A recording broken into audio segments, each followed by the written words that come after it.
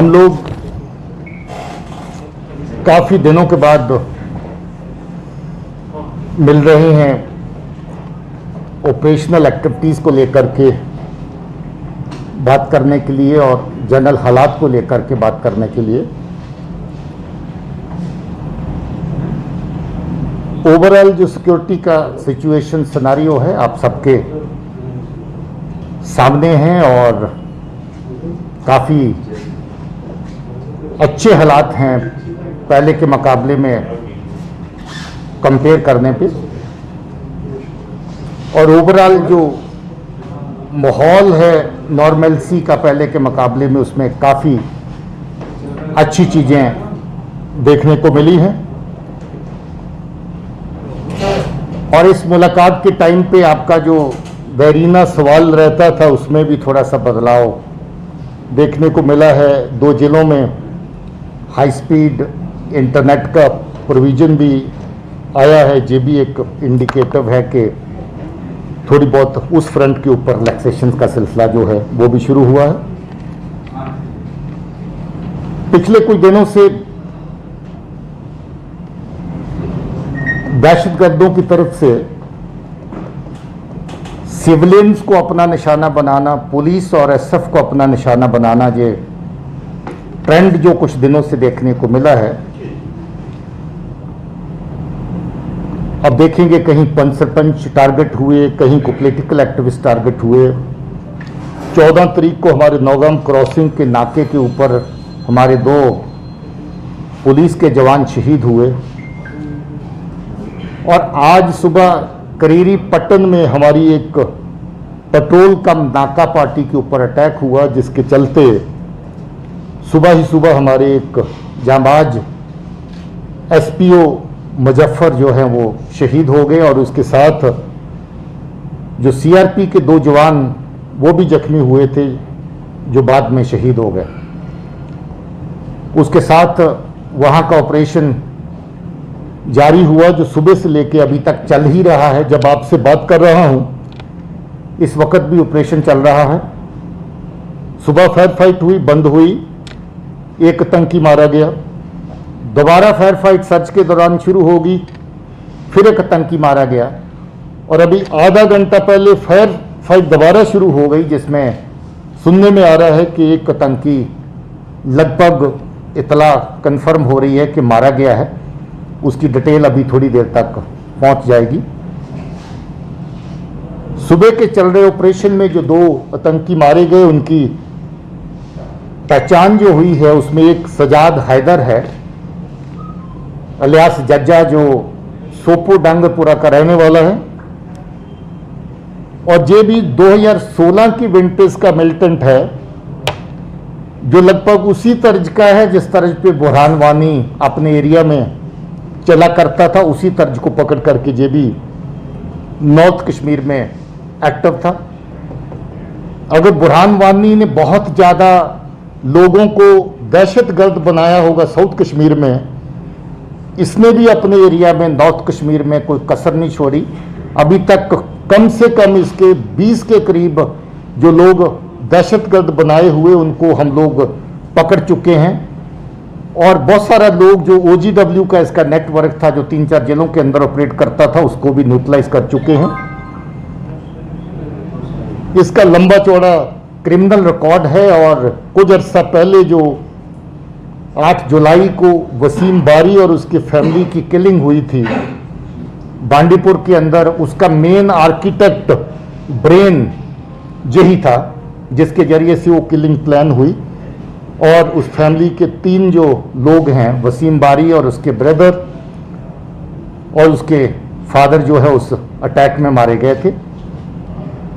उसके अलावा 1 जुलाई को सीआरपी के ऊपर हमला हुआ था सोपोर में, उसमें भी 1 जवान जो है शहीद हुआ था और 4 जख्मी हुए थे।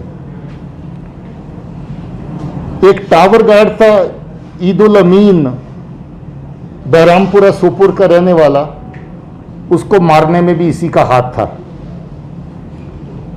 इसके अलावा गुलाम मोहिउद्दीन शेख जो बम्बई का रहने वाले थे, उसकी भी ऑर्चर्ड्स के अंदर इसी बंदे ने अपने ग्रुप के साथ किलिंग करी थी। संग्रामा सोपुर में ग्रेनेड अटैक हुआ था जिसमें एसएफ के 3 लोग जख्मी हुए थे और सिविलियन भी जख्मी हुए थे। उसमें भी सजाद हैदर ही शामिल था। मुश्ताक अहमद मीर हारवन सोपुर के रहने वाले थे। 24 सितंबर को उसको किडनैप किया गया और फिर मार दिया गया। उसमें भी सजाद हैदर और उसका ग्रुप शामिल था। आपको याद होगा जब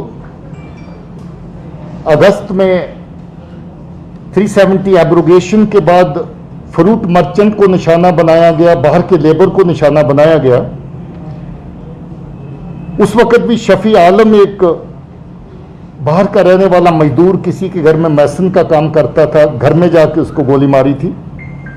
और उसके साथ जो फ्रूट मर्चेंट सोपुर के जिनके घर में अटैक किया था,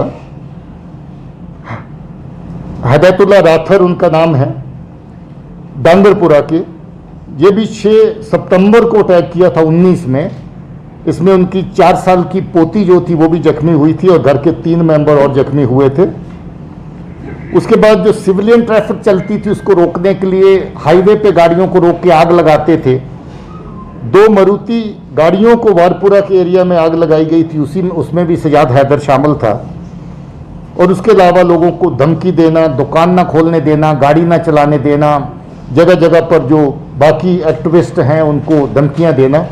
और हाल ही में इसने रियाज नैकू की तर्ज के ऊपर जो ऑडियो वीडियो बना करके निकाली थी, जिसके अंदर पुलिस को, मीडिया के लोगों को और बाकी जो पॉलिटिकल एक्टिविस्ट हैं सबको धमकी दी थी, जिनको ये कहा था कि जो